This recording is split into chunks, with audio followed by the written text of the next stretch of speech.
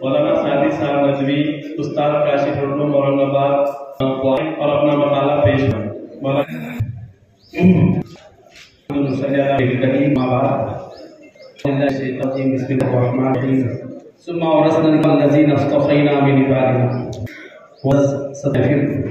استاد الاساتذہ شدید ندوۃ العلماء لکھنؤ، تمام معزز علماء کرام، سب سے پہلے آپ سے بجا رہتا ہوں کہ اس نے یہ ذریعہ نصیب کیا، اور دوسرا ابنائے کاشف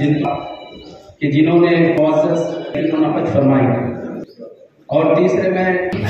جامعہ اسلامیہ کاشف کے ذمہ دار کا بھی شکر کرتا ہوں کہ انہوں نے اس محفل تک کی مجھے معزز سامعین کرام، چونکہ میں ہوں کہ ہمارے معزز مقالہ نگار ہیں، انہوں نے اپنا بہت مواد حاصل کیا ہے، میں بہت کچھ مختصر اس موقع پر موضوع مطالعے کے سلسلے میں باتیں پیش کرنے کی کوشش کروں گا۔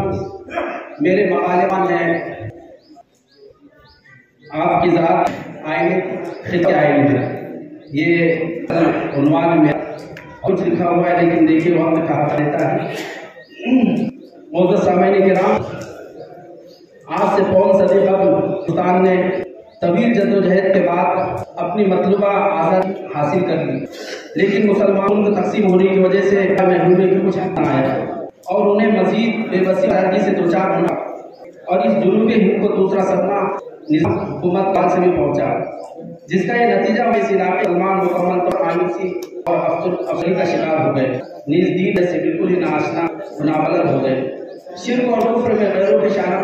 شانہ بشانہ شریک ہو گئے۔ ایسے مایوس کن حالات اور بدعات اور خرافات کی اور اندھیروں میں روشنی کے چراغ جلائے، اور دوسری طرف دعوت و تبلیغ کی عموم محنت جاری فرمائے۔ اس کے لیے اللہ نے ایسے افراد اتارے جو جفاکش تھے، اور جنہیں دینی حمیت و غیرت کفر اور شرک کو بے چین اور بے قدری تھی۔ علاقے مہرواڑہ اور بطور خاص اورنگ آباد، جو کبھی مسلمانوں کے اقبال و سربلندی، علم و وحدانیت و الہیت کا مرکز،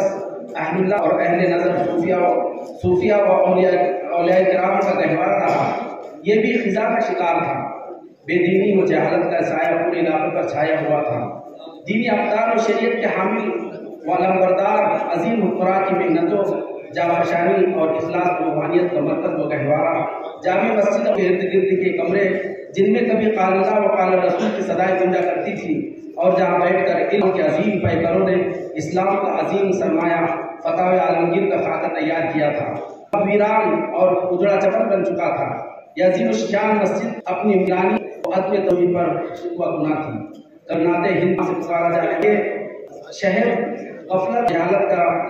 شکار بن چکا تھا۔ پورے اہل دین کا مکمل و پختہ علم رکھنے والا کوئی نہ تھا، کچھ حفاظ تھے جن کا معاشرے پر کوئی اثر و رسوخ نہ تھا۔ الغرض یہی کچھ حالات تھے کہ اللہ تعالیٰ نے اس علاقے کو غفلت و جہالت سے بیدار کرنے اور علم و عمل کے فصل بہار قائم کرنے، تقویٰ و طہارت، روحانیت و الہیت، علم و عرفان سے ہمکنار کرنے کے لیے اول ایک مرد قلندر مولانا محمد سعید خان صاحب جیسی عظیم شخصیت کو کھڑا کیا، جس نے کفر و شرک، بدعات و خرافات، رسم و رواج کی طوفانی ہواؤں اور مسموم امت کی دل رہنمائی کے لیے ایک دینی ادارے کی قیام کا عزم کیا۔ جامع مسجد اور اس کا احاطہ، جس کا کبھی چار عالم ڈنکا بجتا تھا، اور جو مدت و اسلام کے عظیم سپردوں ملک انبر اور عالمگیر جیسے عظیم ہستیوں کے جولانگاہ و سجدگاہ کا نشان ٹھہرا تھا، لیکن یہ مقدس مقام مسلمانوں کی ذبوحالی اور تنزل کا زبان حال سے نہ تھی۔ اس مرد قلندر کی دور رس نگاہ نے اس مقام کی تقدس اور عظمت کا انداز لگایا، اور اس مسجد و حضرات میں بڑی جدوجہد کے بعد ایک دینی مدرسے کا قیام کیا۔ یہ سب عرض کرتا ہوں میں۔ مدرسے کا قیام و سنگ بنیاد کا اقدام جہاں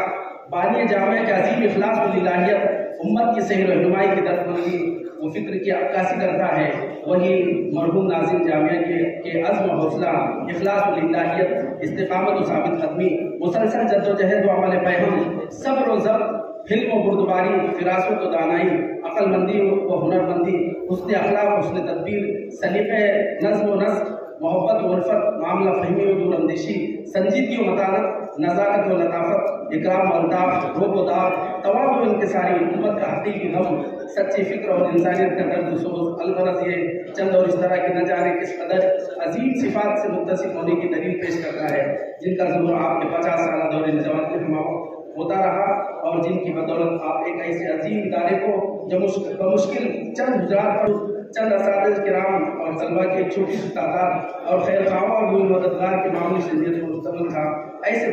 مدرسے کو ایک عظیم الشان جامعہ بنا کر دنیا سے رخصت ہوئے۔ اس طویل دور میں کیسے کیسے مسائل اور مشکلات کا سامنا نہیں ہوگا، کیا کیا رکاوٹیں نہیں ہوئی ہوگی، اور کن کن حالات سے دوچار نہیں ہوگا، کس قدر مختلف رنگ میں رنگے اشخاص اور متنوع مزاج رکھنے والے افراد سے سابقہ نہیں پڑا ہوگا، کتنی بھیانک بند و ناک آندھیوں اور بڑے بڑے طوفان سے ٹکرائے نہیں ہوں گے۔ الغرض ایک ایسی طویل داستان ہے جس کے لیے ہزاروں صفحات بھی تنگ دامنی کا شکوہ اپنا ہوں گے۔ سفینہ چاہیے اس پہلے بے قرار کے لیے۔ آمین واخر دعوانا الحمدللہ۔ اسی پر میں اپنے مقالہ کا اختتام کرتا ہوں۔ آمین واخر دعوانا الحمدللہ۔ جزاک اللہ خیر۔